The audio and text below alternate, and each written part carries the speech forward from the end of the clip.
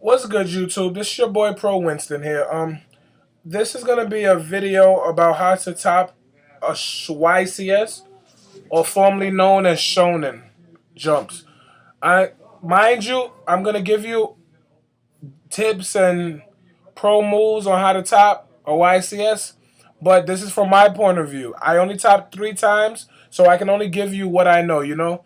This shirt is mad big on me. I'm sorry, but number one, I think the most times people don't top is because they go in there playing a deck that they just see as on top of the format right now.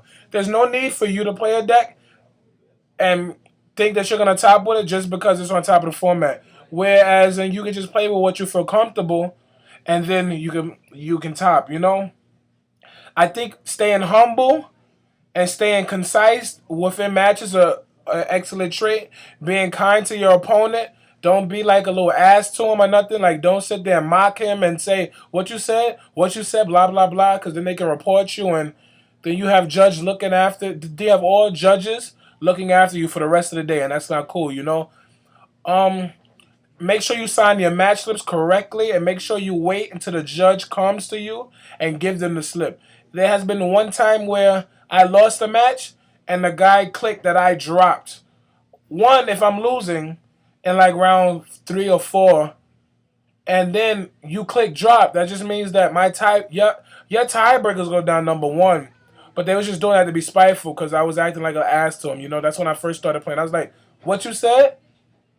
Oh, whatever, whatever, whatever. Like, just stay calm when you play. There's no need to be all cocky and arrogant. Play the game to have fun. This is still a children's card game. This is still a hobby. Take it as a hobby. Don't take it as nothing else. Um, the way I believe I have topped was the night before. I just put final touches on the deck, and I do not change the deck.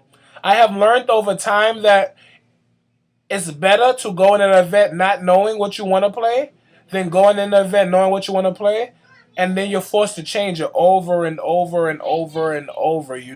Like, there's no need for you to be like self diminished on you not knowing what to play. So, for instance, I remember in Jersey, I went in there with like some Machina deck, and then I switched it to Petco. Why? Because I wanted to play Machinas, but I saw everybody touching it. Not Machinas, but machines in general. It's some whack deck I thought about. But yeah, everybody had counters for it. It was losing to people.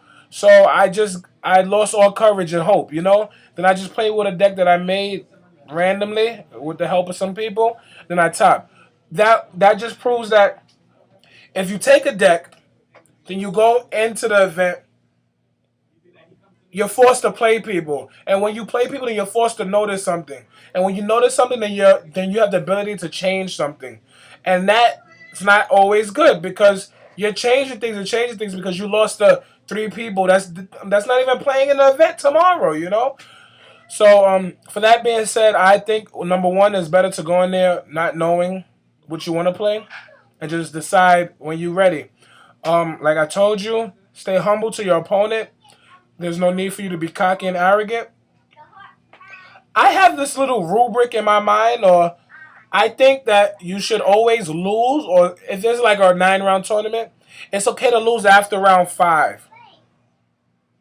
You don't have to go undefeated, but going undefeated is good.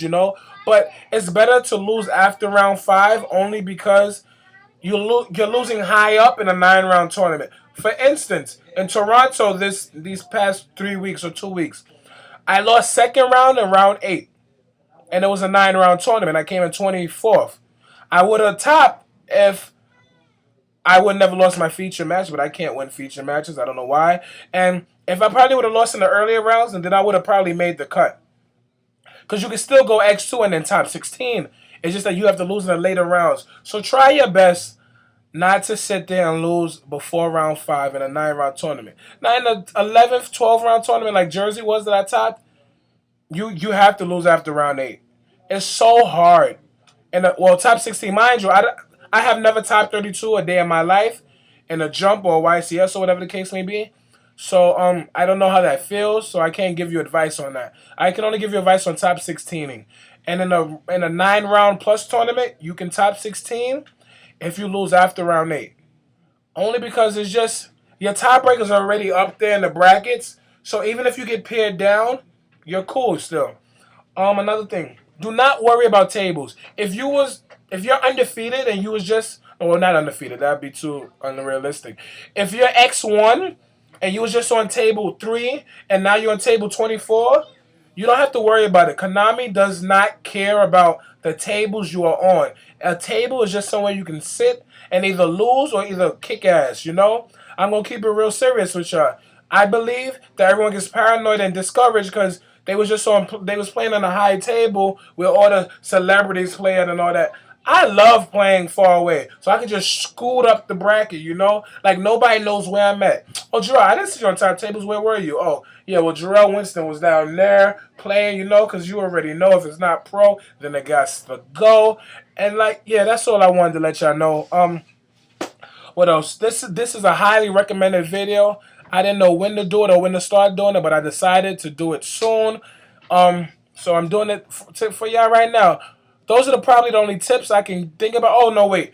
Plastics. Keep extra plastics with you and pencil and paper. Pencil paper always wins. And if you're a good player and if you're known in the ranks of like the good players in the society or the Yu-Gi-Oh community, they will call you a cheater for every little thing, you know? Because they wouldn't know why you're so consistent. Especially for the consistent ones.